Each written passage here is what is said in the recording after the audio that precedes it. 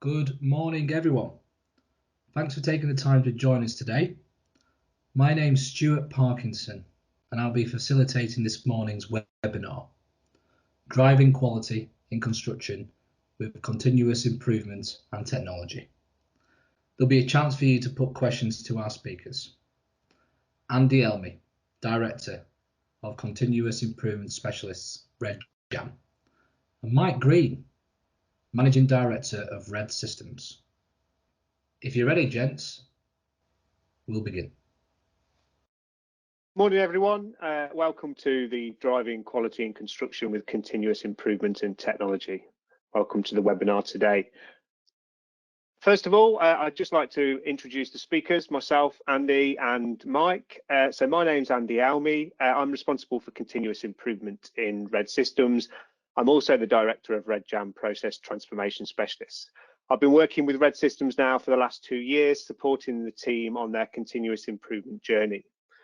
I've been in business transformation roles for the last 15 years, successfully delivering over £18 million worth of efficiency savings. I'm also a Lean Six Sigma black belt. For those of you who don't know what Lean Six Sigma is, we are going to briefly touch on that today and how it could help your business within this presentation. I've also successfully graduated from Manchester Met University, where my dissertation was focused on applying continuous improvement principles and technology, in particular field view, which we're going to talk about today, to improve quality in RED systems, but also how this can benefit the broader construction industry. Mike, over to yourself. Yeah, morning everybody. My name's Michael Green. I'm the Managing Director of RED Systems. We're a specialist subcontractor delivering glazing projects for main contractors across the UK. So I've formed RED Systems in 2003 after previously having a career as project manager within main contracting. I think, with regards to this webinar this morning, I've looked at field view from the perspective of a subcontractor. And how we implement that within the organisation. We've had field view in place for 6 years within the organisation, and I met Andy on whilst I was doing an MBA at Manchester University, and was very interested in matching Andy's skills surrounding continual improvements and data collection with the challenge within our organisation surrounding quality and safety, and Andy's had a huge impact in our organisation in the implementation and progression of field view, because I believe it's a fantastic tool, field view, but you need to think beyond the software and look at your processes and what you're trying to achieve as an organisation to get the full benefit out of it, and hopefully, running through the RED Systems case study today will give you a good insight into what can be achieved in an organisation. Thanks, Andy. Thanks, Mike. So first of all, I just wanted to give you a brief overview of RED. So RED are experts in process transformation and change management. We've been combined experience of 20 years and realised 11 million benefits to reinvest in future growth. And within those £11 million worth of benefits, we've identified around 3,300 opportunities across industries, both from a corporate and SME perspective. And the 4 key focuses really is around driving efficiencies, how do we reduce costs, however improve quality, but ultimately how do we maximise business opportunities. Mike, do you just want to give a brief overview of RED Systems? So we're as I alluded to before, we're delivering projects across the UK. We're a specialist contractor, so we're design, manufacture and installation. So with regards to field view, we're using it from both a safety and quality perspective on site. In terms of Andy's role within our organisation, so Andy initially joined our organisation to look after continual improvements. The intention is to grow RED now. So both Andy and I are shareholders in RED. because I believe that there's a requirement across the industry to improve quality and digital technology. And what I realise in our organisation is the huge benefit that Andy and having that expertise that's often lacking, particularly within SMEs. So RedJam has been set up as a separate company to deliver that across similar organisations to ourselves or main contractors within the UK. Thanks, Andy. Brilliant. So also wanted to give you, obviously we're going to talk a lot about FieldView and where did FieldView come from. So I want to talk about VIEWPOINT today. So VIEWPOINT has been a construction software leader for more than 40 years. It offers award-winning solutions to connect to the office, team and field. And in particular today, we're going to explore how RED Systems has used FieldView. In total, it has a 56% enterprise level penetration of the top 20 UK main contractors. And to date, has over 500,000 users of VIEWPOINT products in the EMEA region. And it was acquired by Trimble in 2018. So what is FieldView? It's a cloud-based solution, cloud-based and offline mobile solution, and it replaces the pen and paper in the field. So particularly focusing on QA, QC, safety, project delivery, and handover.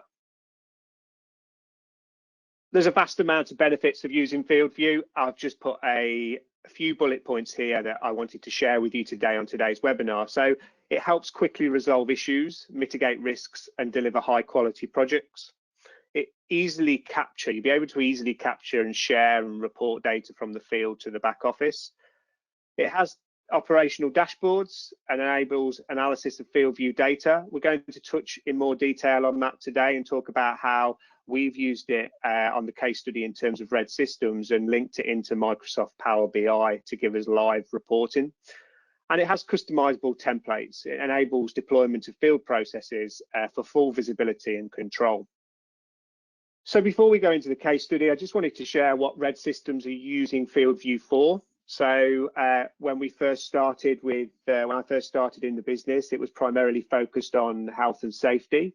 However, over the last 2 years, we have developed the system in terms of how we use it in RED Systems, and we now use it for daily site health and safety, contract managers' weekly reports, monthly health and safety. We have a senior site manager visiting health and safety that all of the senior leadership team conduct on a monthly basis.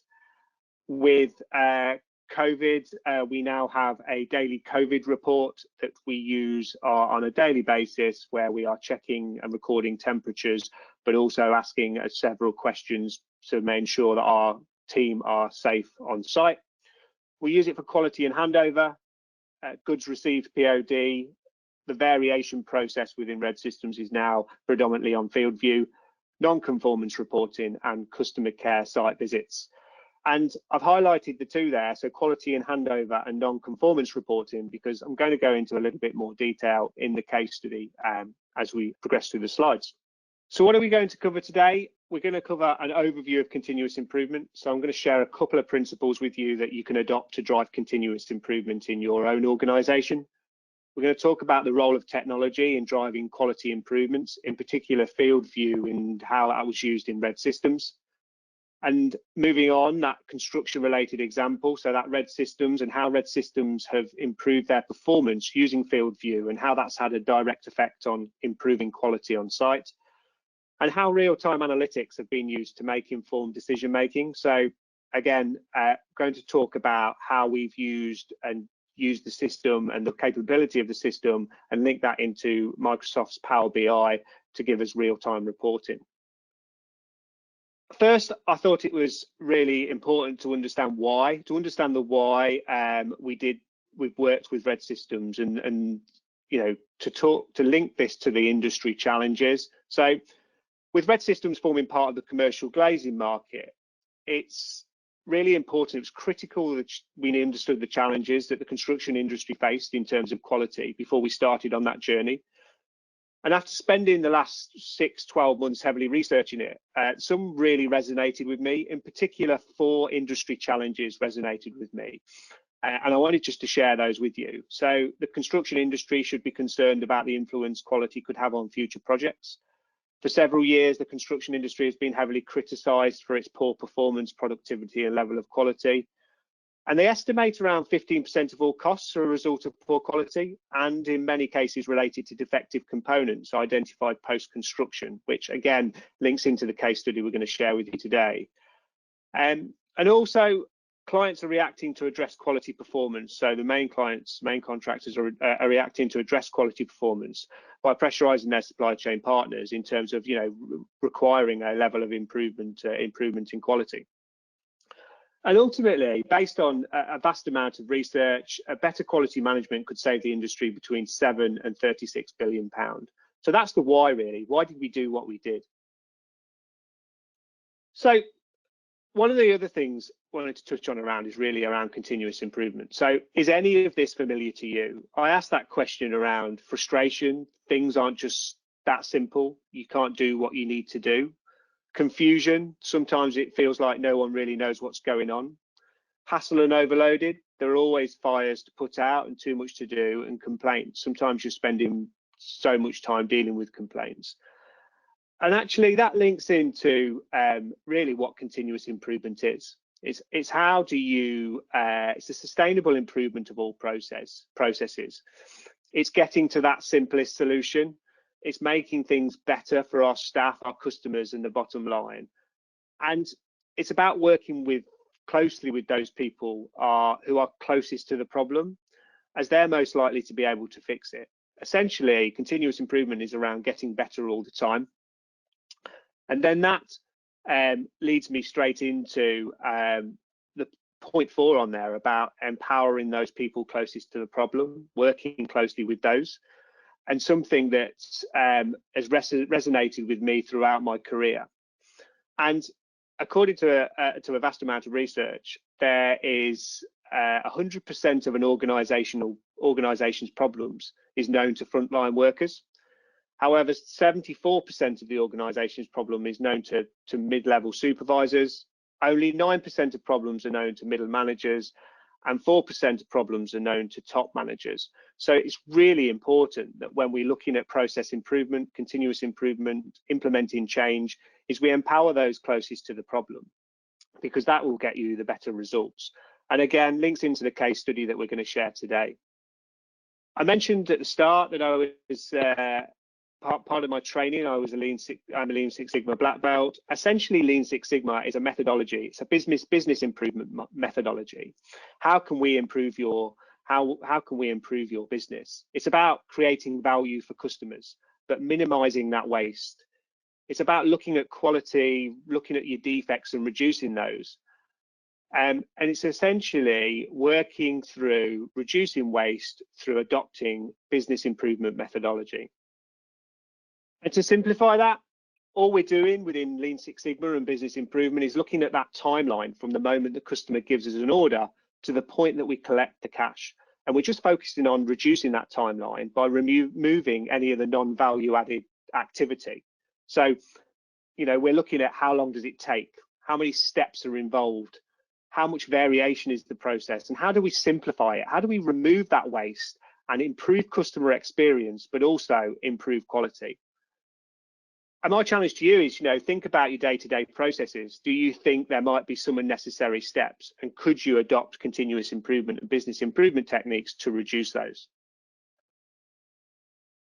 And finally, just on the part around continuous improvement, before we move on to the case study, this slide just depicts some of the things that you may see in other organisations. So certainly saw it in Red Systems, and I certainly saw it in the past. The first process there is what we think the process is, what we think we do. When we go and work with the people closest to the problem, we actually find out we're actually doing the middle process there. A lot more steps, a lot more waste in the process. And then when we sit back, continue to work with the people closest to the problem, we actually should be doing the end process there. So how do we simplify that, remove the waste, and work with the people closest to the problem? Right, and now I wanted to move on to the RED Systems case study. And Mike, do you just want to give an overview before I move on to this? Yeah, I think it's worth just reflecting on Red's journey with continual improvement and quality. You know, we're no different to any other SME, particularly a founder-owner managed SME. You know, you start off as a very small organisation and gather staff along the way, and as your business grows, you start to introduce systems into the organisation, and that's what happened with Red. You know, and typically happens with every SME as they go through development years. We work for Wilmot Dixon. We're a tier 1 for Wilmot Dixon, and we first had visibility of field view through Wilmot, through being exposed on a Wilmot Dixon job. We typically we turn over about 11-12 million pound a year, so we've typically got 10 projects running at any one time remotely from our we've got an office in London and a head office near Liverpool. And paperwork was a challenge. Different personalities involved, different clients. Difficult to bring paperwork back into the office to get paperwork done, and we really like the look of field view. And then you know, there has to be a genuine desire that there was in our organisation to get better at what you do, and so we embarked on the field view journey and got field view in. Started by putting our existing forms onto field view, and it was a real challenge. And we wanted to get better at what we did, and that led to the discussions with Andy. When I did my MBA at university, I started to see beyond the software and to realise that actually to really reap the benefits of technology implementation in the organisation, I needed to look at continual improvements. I needed to look at a change management and how I always bring people along the journey, and then also look at our processes and really decide and to establish what we wanted to achieve as an organisation. And that's where Andy's skill was matched with our desire, and it's led to some really significant wins and a transformational change within the company. Thanks, Mike. So that leads me quite nicely onto the framework that we applied before we started the journey within the improvement journey within within RED Systems. So I adopted a 5-stage approach. It was very much before looking at the technology. How do you create that winning mindset? How do you empower those people closest to the problem and develop that internal capability? Then we looked at how do we eliminate waste within those processes. Moving on, how do we simplify that, and then ultimately optimize that process before looking at the technology. You know, how do we automate what's been optimized? And we follow those 4 steps, something I followed for several years in the past and worked really well within RED Systems.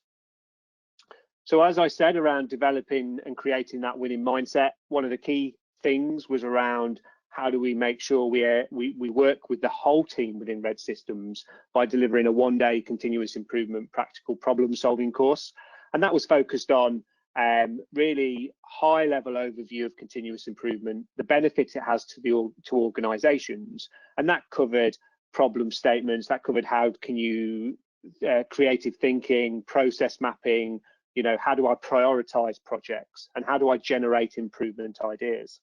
The RED Systems approach was focused on 4 key elements. It was around how do we drive efficiencies, how do we, at the same time, how do we reduce cost alongside improving quality, and ultimately, how do we maximize business opportunities. So it's really key. Whilst there was a focus on reducing cost, there was a focus at the same time is actually how do we improve quality at the same time. The first stage was around a discovery stage. How do you understand the challenges, the opportunities within the business, the opportunities that we could use, that we could be able to harness the technology, such as Field View in this case, to really drive business performance. So we did an opportunity assessment in the organisation. It was really a high-level process overview of the organisation. And actually capturing what are the customers saying about the business, what does the employees say about the business, and also, you know, what's the process saying. We looked at the P&L. We looked at really understanding, you know, where are the costs, where are the high costs, where could we potentially reduce cost using technology. We then prioritise the opportunities. Again, really important to prioritise the opportunities. So you've got to focus on where do you start, and also create that pipeline of opportunities. And then we brought in the Field View element. So actually, how many of those opportunities across the organisation can we benefit by using Field View? How can we see the capability of the system and use it to improve business performance? And again, with that, it was really important to prioritise those opportunities. Again, so you've got a roadmap, you've got a pipeline. One of the challenges is this, you know, you can identify several things to improve the performance of the business using Field View, but actually you need to do it in a structured approach. Yeah, Andy, if I could just comment there, I think that really was a significant change within our organisation, having the support surrounding opportunity identification. I think I'm probably similar to a lot of business owners, where we like to drive the organisation forward. We see an opportunity, and running through and mapping out the organisation was hugely beneficial for me and for my senior leadership team, because we were able to give a clear bit of direction as to where the organisation were heading and what was most valuable to us. It was really a significant step in the process. And as I said, you know, we prioritise those opportunities. We had a pipeline, and we continue to work through that pipeline of work, pipeline of continuous improvement projects. We have quick wins that we are landing all the time, but we also have longer term opportunities. One of the other things I touched on earlier was really about how did we empower the people closest to the problem? Well, we did this through site visits. We worked with the site teams, the installers, the contracts managers, you know, the people responsible for putting the product, for installing our product, and also handing it over to the client. So we spent several days working with them to understand what are their challenges, what are their opportunities, how can we make their life easier. And there was 4 key themes that came out of that. 4 key themes. It was taking too long to raise quality issues. They had a paper record, so we weren't able to do any trend analysis, and we had no task types. So when I say task types, we either knew it was either a snag or a paint repair. What we didn't know is whether it was a paint repair on a frame, was it a paint repair on glass, was it a scratched glass? We didn't go down to that detail. And actually, by using the opportunity within Field View, could we get down to that detail and also ultimately make their lives easier? We mapped the handover process with the site team as well, incorporating Field View. So again, you know, working with those, really understanding their frustrations. And I can't emphasize enough, you know, by looking at this with those closest to the problem, we were able to, it was really able to improve engagement on site and also help adopt that change relatively easier. Once we've done that exercise, we identified an opportunity with Field View within its capability of applying QR codes. Now it has the functionality in there, which was great. And during our installation process, one of the benefits that we use now is we apply a temporary QR code to every single one of our windows. That enables the site teams to scan the product and it takes them directly to that window or directly to that location. One of the challenges we had before is we could be 9 floors up on a building and they need to know, okay, so what elevation, what floor am I on, what plot is it, what window is it? That takes all of that need away. And we would have never have known the challenges with that if we hadn't have mapped that process. To support them, we implemented a step-by-step guide, and I'll just step through this relatively quickly, but it really helps the engagement on site. This is how you raise snags. This is how you raise quality issues. And with all of our FieldView forms now, we support them with a training guide. And essentially, they log into FieldView, they scan the QR code, which then takes them directly to the elevation, directly to that product that's assigned to. They can add a quality issue. So particularly, I was talking at the start, this is how we deal with quality. So they have the option to raise a snag based on client snag, she task snag, whether it's external or internal.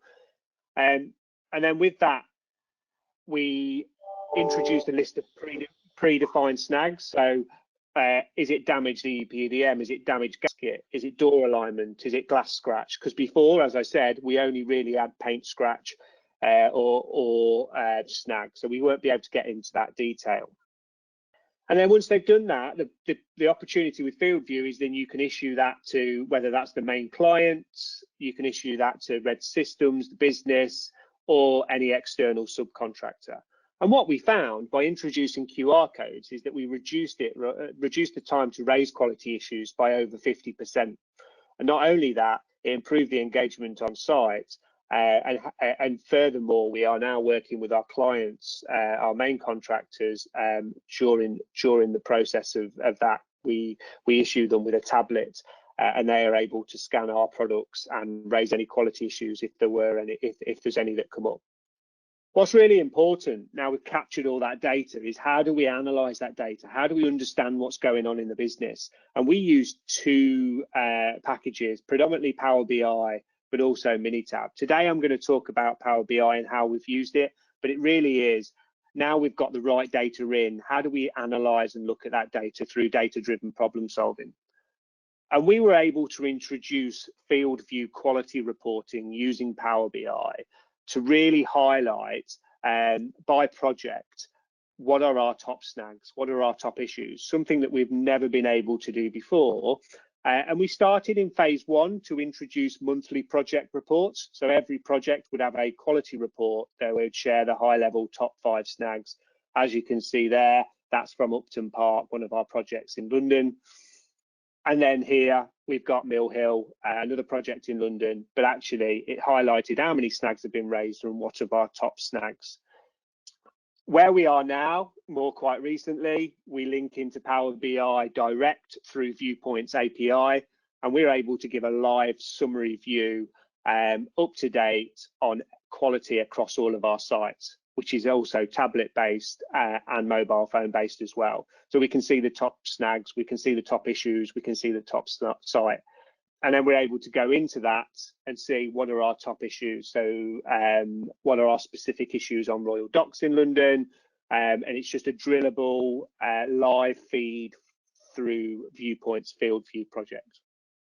And if I could just comment on the benefits of that, as being the MD of the company, we've now transitioned from a paper-based quality system to this, and what I'm able to do is to see live what's happening on our 10 jobs that we've got across the country, and this really has multiple uses for us within the organisation. We run a weekly contracts managers week meeting now.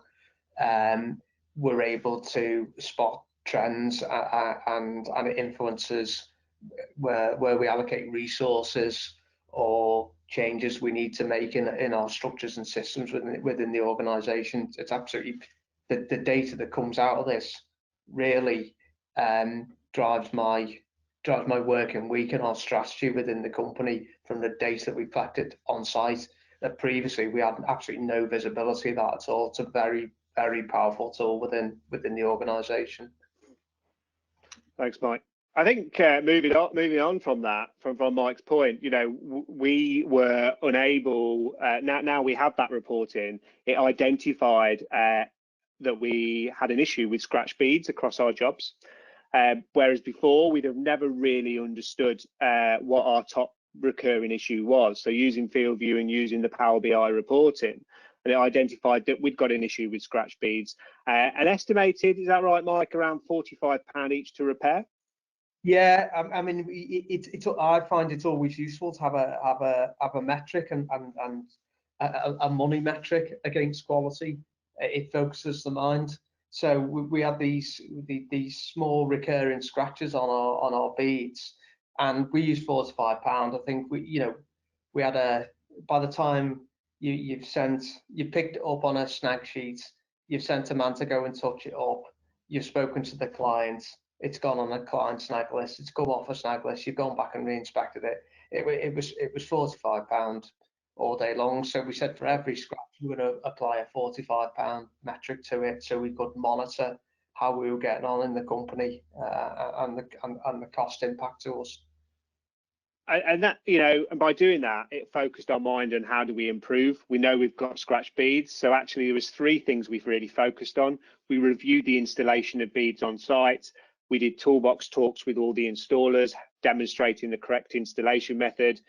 And then we also delivered additional bead by length at the first stage, because actually it was cheaper for us to replace that than spend the time to repair it. Interestingly, I think, Mike, do you want to talk about the impact we've had in terms of the numbers? Yeah, so at the time we were handing over 2 large projects. I was astonished that I wasn't even aware that we had a bead issue in the organisation, and it was only when we started collecting the data on a regular basis and then combine that with all our sites that we had this issue. In the past, probably what would have happened, it would have been picked up on a snag sheet and we would have just sent a man and he would have just touched it up, and then we go and do the same on the next project and the next project. And what the data actually highlighted was during that period when we analysed the data, applying the £45 metric, we had a 15k a month problem recurring within the company. Now, the 15k is arguable, but we've used a metric. There was definitely a significant cost to us, and more importantly a recurring cost, and I think that's what quality is about stopping recurring issues just traveling round again and again within the organisation.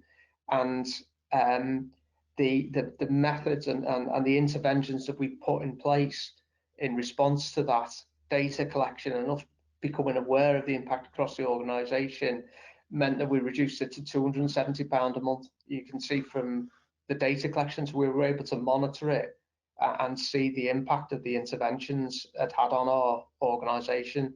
And those interventions, like Andy said, were really basic. We ordered some extra bar length.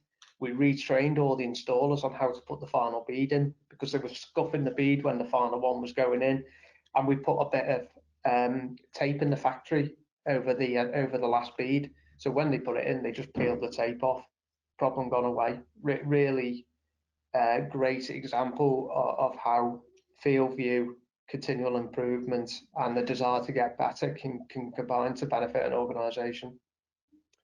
And we've had some, thanks Mike, we've had some really great customer feedback. As you'll see on the slide, RED have revolutionised quality control for window installations. Development of their on-site quality and safety documentation has enabled a magnificent service delivery. And we've had some really great feedback from the site. So now, when they identified the issues when we first started this journey, it was taking too long to raise quality issues. It now takes half the time. We don't have a paper record anymore. We have individual task types, so we can do some really detailed trend analysis as well. We also quite recently have introduced NCR reporting on FieldView. Great tool to be able to use it, and it enables us to link directly again through Power BI to give a live view on non-conformance across the organisation. And we also add in client non-conformance in there if any come in. It gives us that live visibility, gives the senior leadership team, the contract managers live visibility. And again, we can drill down by department that's associated to. Finally, I just wanted to touch on some ongoing developments in RED. So some work we're doing with operating and maintenance manuals and maintenance asset tracking. So obviously, as I said at the start, we did that opportunity assessment. There's a pipeline of work that we're working with RED on, and that includes some of the things that you can see on the slide there. One of those is the maintenance and asset tracking. You know, how do we permanently asset tag our products? And if you want to find out more detail on that, happy to make contact, and I can share a little bit more detail. But we've managed to link that into FieldView as well, and offer our clients potentially offer our clients a monthly, yearly maintenance program. And finally, I just wanted to talk around research and development. You know, the opportunity out there in terms of government funding to support either developing a new process, product or service, or improve on an existing one. And Mike, I know it's something quite close to your heart, but I just wanted to talk about research and development in RED. Yeah. The constraint for an SME, as I'm sure a lot of you will be aware, is money and investment, and it was certainly a barrier for us as we've grown as an organisation. You always have one eye on the money if you're an SME, and resource, to be honest. You know, if you just look at Andy's introduction into our organisation, that was quite a pump for us to have an investment of a full-time continual improvement manager in the organisation. What we then discovered was that all the great work that Andy did in our organisation actually qualified for R&D tax credit. So we spoke to an organisation called Leighton, and Andy's actually partnered with them now with Red Jam. And so all of this work that we just discussed here, we put through an R&D tax claim. And you know, my advice is if you are keen to get better as an organisation, then you know, look carefully at what's needed to support your organisation, because it's likely that will qualify for an R&D tax claim. Which is a very cost-effective way of improving your organisation. It is exactly what the government wants R&D tax claims to be used for. You know, it's a genuine progression of a company. You're investigating how you're going to get better.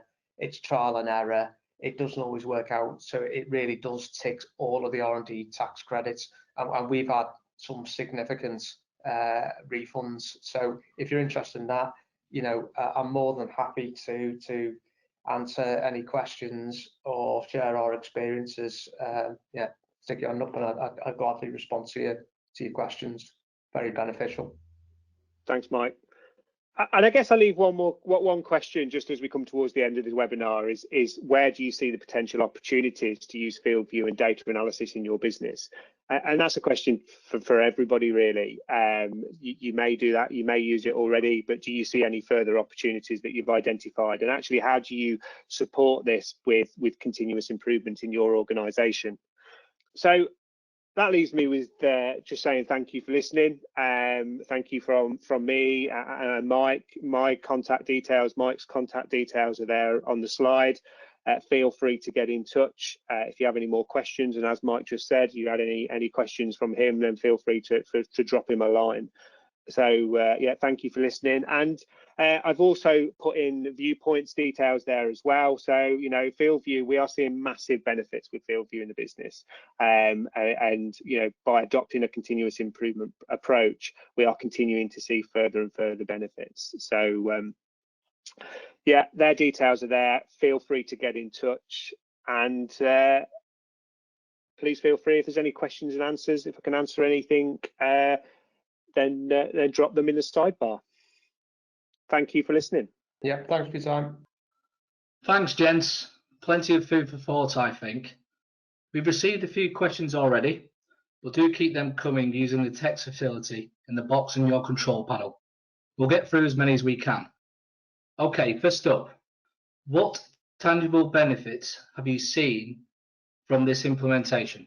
In terms of tangible benefits, we have seen an increase in our gross profit performance, an improvement in our quality, overall quality, and also we measure engagement in the business as well. So we've seen an increase in engagement in terms of client and customer satisfaction. So we've seen some real tangible benefits. We have reduced our costs and improved quality, and overall improved our gross profit performance. Fantastic. Thank you so much, Andy. Question 2 from the audience. What has the engagement and adoption of the technology been like from the teams on site? Great question. I think throughout the presentation we were really clear on empowering those people closest to the problem, and that was our ethos really, and it is our ethos in everything we do. So it's about working with the people closest to the problem, working with the installers to understand their challenges, understand their opportunities and their challenges on a daily basis, to then understand how we can take that feedback and use it as we improve the processes. Essentially, we want to make their lives easier while improving organisational performance. And actually, by doing that, by listening to those on the front line, making the improvements with their feedback in mind, and then deploying it back onto site, actually the engagement's been massive. The take-up's been really key. Without that, I think it would have been really, I guess, not as beneficial as it's been, because we would not talk to them in terms of, this is what you have to do. We've taken their feedback on board, and all of those process improvements are based on their feedback. Perfect. Thanks, Andy. Makes perfect sense to me. Okay, next question. How did you apply a structured approach to transferring the paper-based forms onto the field view?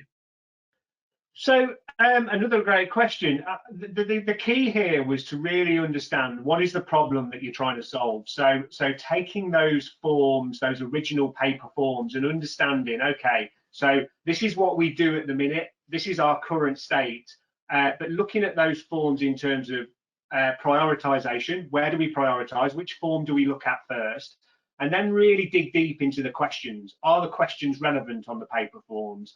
Are the questions capturing the right information that we need to report on?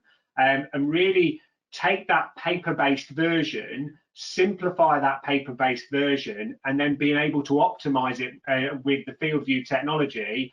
And then when it's on site, when it's being used by the teams, we know that we're not only capturing the right information, but we've applied a simplified, structured approach that we don't need to go back and time after time and keep changing it. So it's really key to look at simplifying the paper-based before you put it onto the technology. But as we've said in the webinar a couple of times, the technology is great. We've had some real benefits, and by following that structured approach, I think working with continuous improvement alongside the technology has been really beneficial.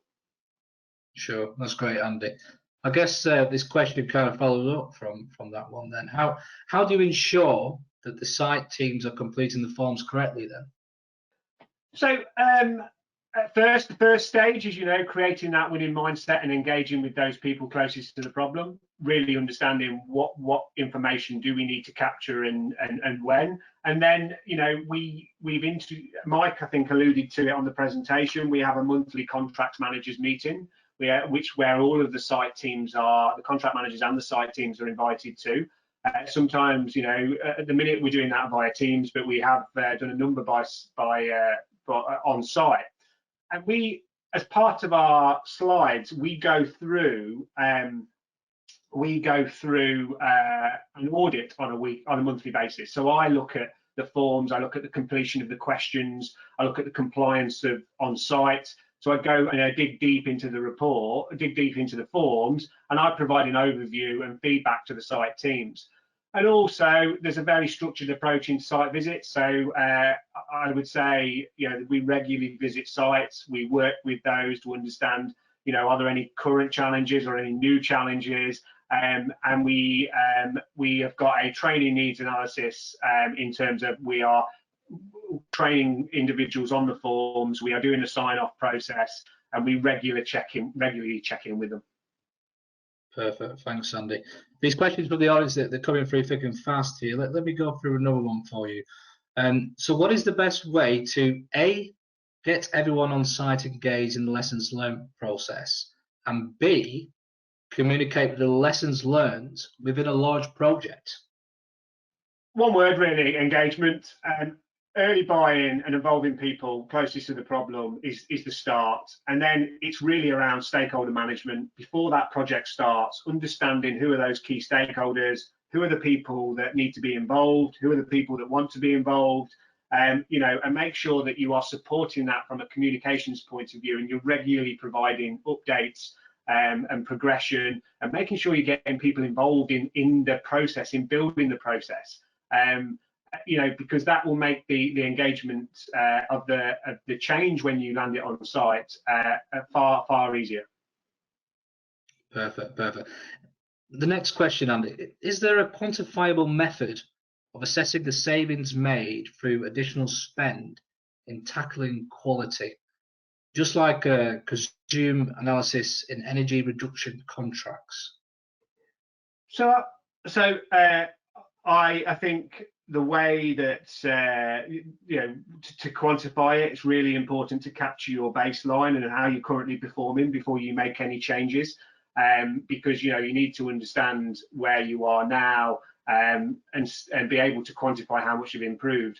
There was a very much around looking at the P&L, looking at how long from a time and resource point of view processes we're currently taking. Very much understanding, you know, we measure quality on site, or we measured quality on site. So what was the current quality performance? How did that link into cost? So we've captured that performance, we've captured that baseline, looking at our gross profit performance, looking at our net profit performance, and being able to directly correlate some of those to the improvements that we made. When we made the improvements, we were able to say, actually, quite clearly, that the changes that we made has directly impacted X, Y, and Z. So it's capturing that baseline through a various number of metrics that we, I think, as we talked at the start around that opportunity assessment in the organisation, that also involved in the P&L and really understanding what are your key metrics, what are your key metrics that you know, that we need to capture now, so that we can measure the improvement going forward. Perfect, thank you, Andy. Seems to be getting this question quite a lot from the audience, so I hope you can help with this one. Wondering if we need to go for an ISO 9001 certification. So if I talk from Red Systems perspective, they are, well, absolutely, that is still on that is absolutely on their radar. I think a lot of the work that we've done makes a lot of the work that you see in the case study and the work that we're currently doing links directly into the ISO. So you know, happy to take that one, and you know, whoever's asked that question, to give you a bit more detail and be able to share that in more detail. But yeah, we are, you know, I am supporting Red Systems on that journey at the minute. Sure. No, thank you, Andy. These questions are flying through. There's another one here, Andy. What is the importance of document control in driving quality within a project? How do we improve the buy-in of colleagues? Whose role is to be back document control in a project? Got 2 or 3 questions in that one, Andy, so forgive me. I think what That's is the right. of document control and driving quality within a project, how to improve the buy-in of colleagues, whose role is to back document control in a project? I think without document control, we see that sometimes business decisions are made up on assumptions, you know, and not backed up by that facts and data.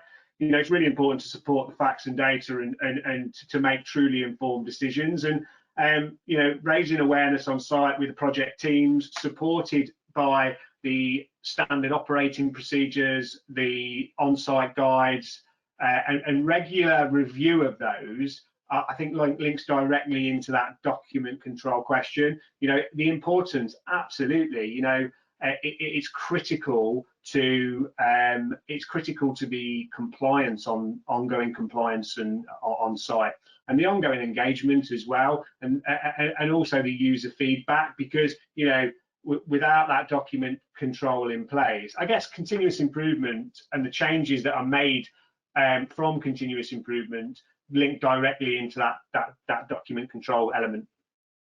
Perfect. Andy, we've got an engaged audience here. We've got another question. I hope you don't mind. Can you tell us more about FV as help within tracking pods? Yeah, absolutely. So FieldView. So you know, the journey in Red Systems was when we first started, where we were using FieldView for one or two things, and as you can see now, we're using it in terms of PODs. So I guess how we use it at the minute in terms of PODs, but there is ongoing work in terms of further development. When the PODs get delivered to site, so when the products and we have deliveries to site, we use FieldView to take a photo of that POD, capture that signature, and then automatically email it back to, well, no, email it. We change the status on FieldView, and it automatically goes back to our finance department to enable them to pay. You know, it's that reconciliation of invoices. You know, previously in the past, there'd be 10, 15 sites and hundreds of different PODs, paperwork PODs that on a regular basis would then be collected in. Some would get missed, some would lose, but then would be collected in, and then at some point make their way to the office, make their way to the head office. Actually, by using FieldView in the POD process on FieldView, that removes all of that, and that simplified that. But again, that opportunity came from the original opportunity assessment we did. And then once we'd done the prioritization, that was also, you know, that's that continuous improvement pipeline. Perfect. We've got another question from an individual within the audience. They've advised that they're implementing the software within their own business, and they're seeing some positive signs, which is great to hear. But this individual was wondering how you managed to resource the use of FieldView. So yeah, really great to hear. You know, we're about to work with another business who are implementing FieldView, and yeah, no, great to hear that you're using it. I think it's really key to have upfront conversations in terms of what resources required during the implementation. FieldView VIEWPOINT support massively in terms of the implementation, but it's you know, there is additional ongoing resource that the business needs to invest in, and that work was done up front in terms of Red Systems. You know, we have an administrator on the system that focuses on developing the forms, changing the forms. There's a lot of work that went in terms of the resource side. So I guess my comeback on that is, you know, feel free to contact me direct, and I'll share more details on how we balance that resource and make sure we've got the right resource. We were also quite clear on piloting and testing on site, so we never roll out a form across all of our sites in one go. We'll test and learn on one or two sites. We'll get that user feedback, then we'll make those changes. Then we'll roll out alongside a standard operating procedure, a user guide, and then that training needs analysis sign off, so everybody on site is comfortable with the new process. Once we've done that, we're then enabled, then we regularly look at the reporting, the live reporting that we've established, the current reporting in terms of FieldView, making sure that, you know, the questions are being answered correctly and we're getting the right data out of the system. Because if we don't get, you know, we work so hard on getting the right data in so we can get the right data out to make informed business decisions. Thanks, Andy. That's brilliant.